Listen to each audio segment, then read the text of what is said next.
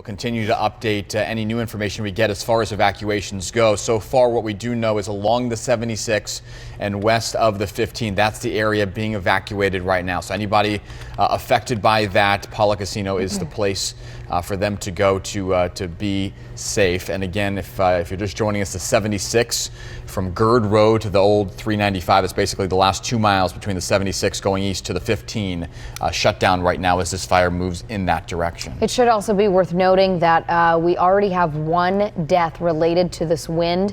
A tree fell on someone in a Carlsbad park.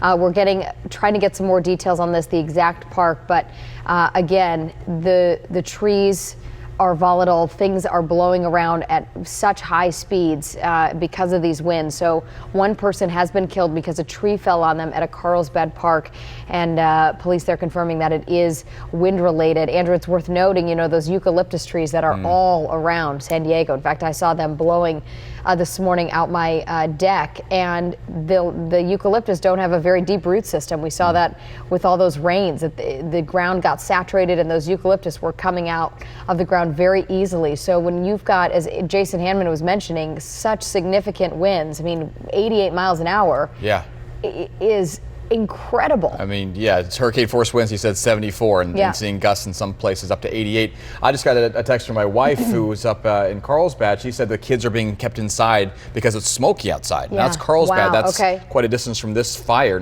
You know, not a terribly huge distance, but it's a distance. Nevertheless, she said it seems smoky outside, and obviously the wind is blowing hard, as you just talked about, with that situation when it comes to the person who was hit by that tree. We do have Joe Britton now from SDG&E. I think we've actually got some new video coming in from Instagram, if we can roll that from this fire. Okay, so this is a viewer who sent us this video. Look at that.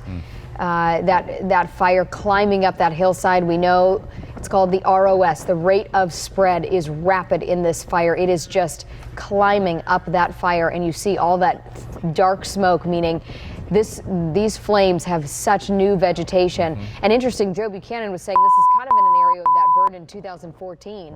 And so you've got vegetation that is just ripe to burn again. We had all of that rain last winter, which greened things up, but it didn't quite keep us out of the drought long enough where we were out of the fire danger. And here, this person must be driving along the 15. Yeah, or standing, but yeah, right along the 15, and that is the west side. The right side if you're heading southbound on the 15. Incredible. Like you said, the steeper that hill is, the faster this fire spreads. Just got word, an updated size in this fire. It is now up to 150 acres. It was reported about 7 to 10 acres within the first 20, 30 minutes of the fire. Then the last report we got was 50 acres, now being reported at 150 acres.